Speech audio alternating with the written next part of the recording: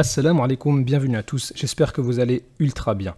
Il suffit d'un verset, un seul verset, une seule parole de Jésus qui va prouver que les chrétiens qui ont osé affirmer que Jésus est Dieu sont en danger.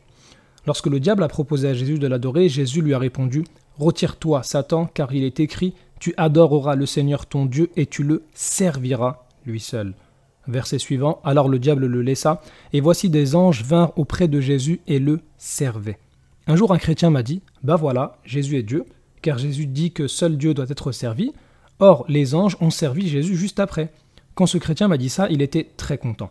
Mais quand je lui ai posé la question « Est-ce que tu lis le grec ?» il a commencé à douter. Et tout chrétien qui lit le grec n'aura plus de doute que ces versets prouvent que Jésus n'est pas Dieu. Matthieu chapitre 4, verset 10 « Tu le serviras lui seul », servir en grec ici c'est « latréo ». Par contre, Matthieu 4, verset 11 « Et des anges vinrent auprès de Jésus et le servaient en grec diakonéo ».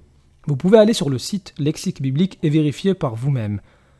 Latréo est cité dans 21 versets du Nouveau Testament. C'est une servitude d'adoration qui est liée au culte. Elle est toujours utilisée pour Dieu. Par contre, en Matthieu 4, verset 11, la servitude qui est diakonéo, elle est citée dans 32 versets du Nouveau Testament. C'est une servitude qui n'est pas une servitude d'adoration, c'est servir au sens d'aider ou d'assister. Elle n'est jamais utilisée pour Dieu. Par exemple, Marc, chapitre 1, verset 31, « La mère de Pierre a servi Jésus et Pierre ».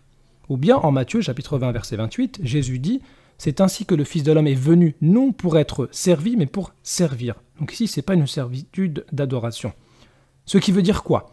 Que latréo, qui est toujours utilisé pour Dieu, n'a jamais été utilisé pour Jésus.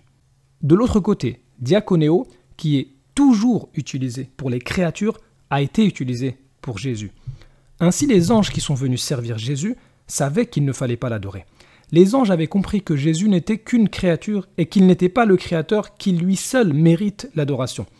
Ainsi, je te pose la question à toi, cher chrétien, qui croit que Jésus est Dieu. Est-ce que tu connais Jésus mieux que les anges? Si les anges ont servi Jésus en grec diakonéo, servitude qui n'est réservée que pour les créatures, comment toi, tu oses servir Jésus avec latréo, servitude qui n'est réservée que pour le Très-Haut? Es-tu plus sage que les anges de Dieu? Ou bien as-tu plus de science que eux? Matthieu 4,10 fait partie des premières paroles de Jésus. Ainsi, Jésus condamne les chrétiens qui le divinisent dès le début de sa mission.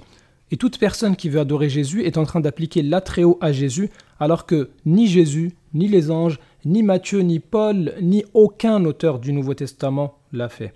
Celui qui veut adorer autre que le Créateur se comporte en réalité comme faisait Satan, qui voulait détourner Jésus du monothéisme pur. Mais Jésus lui a répondu « Retire-toi ». Et si tu adores Jésus, Jésus te dira également « Retire-toi » et Jésus va se désavouer de toi au jour dernier. Matthieu chapitre 7, verset 21, « Ceux qui me disent « Seigneur, Seigneur » n'entreront pas tous dans le royaume des cieux, mais celui-là seul qui fait la volonté de mon Père qui est dans les cieux. » Et si tu adores Jésus et que tu appliques latréo à Jésus, tu n'as pas fait la volonté du Père seul, alors prépare-toi à ce que Jésus te dise « Alors je leur dirai ouvertement, je ne vous ai jamais connu, retirez-vous de moi, vous qui commettez l'iniquité. » Alors maintenant, lorsque tu vas terminer cette vidéo, pose-toi et réfléchis quelques instants. Existe-t-il une iniquité plus grande que d'adorer autre que Dieu?